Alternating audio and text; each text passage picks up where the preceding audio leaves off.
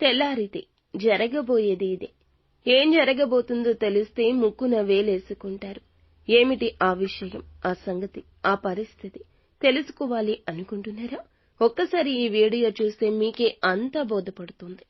Video మీకు నచ్చితే ఒక లైక్ చేయండి. మీ లైక్ మాకు సపోర్టింగ్ గా ఉంటుంది, ఎంతో ఎంకరేజ్మెంట్ గా ఉంటుంది. ఇక ఆలస్యం వద్దండి, వీడియోలోకి వచ్చేద్దాం.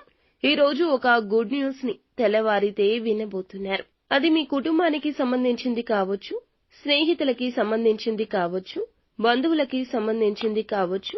ఒక వార్తని రిసీవ్ చేసుకుంటారు. చాలా కాలంగా ఏ కల అయితే ఉందో అది నెరవేరుతుంది. ఏదైనా అవకాశం కోసం ఎదురు చూస్తున్నారా? కెరియర్, వృత్తి, ఆదాయం, లేదా మీరు అనుకుంటున్న వివాహ ప్రయత్నం కూడా కావచ్చు. అందులకు సంబంధించి ఈ విధంగా ఈ రోజున ఈ అవకాశం అయితే ఎదురు చూస్తున్న ఆ కల అయితే నెరవేరి అవకాశం అందే పరిస్థితి కనిపిస్తుంది. చాలా కాలంగా మీకు ఉన్న బలమైన కోరిక నెరవేరుతుంది. అందరికీ పరిస్థితులు ఒకేలాగా ఉండవండి, కాస్త భిన్నంగా కూడా ఉండొచ్చు.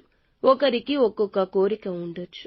ఆ కోరిక మాత్రం ఈ రోజున నెరవేరుతుంది. వ్యాపారస్తులకు లాభసాటిగా ఉంటుంది. భాగస్వామ్య విభేదాలు పరిష్కరించుకునే మార్గాన్ని భగవంతుడు చక్కగా చూపించబోతున్నాడు. చాలా కాలంగా ఆర్థిక సమస్యలతో బాధపడుతూ ఉంటే ఆ సమస్యల నుంచి ఉవ్విళ్లూరే ఒక మార్గం వస్తుంది. ఆ మార్గం సుగమమవుతుంది. జాప్యం తొలగిపోతుంది. పనులు మొదలు పెడతారు.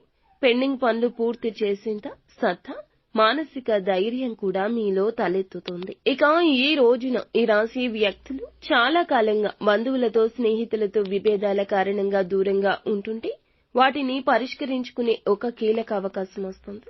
మీ మధ్య ఉన్న విభేదాలు పరిష్కరించుకుంటారు.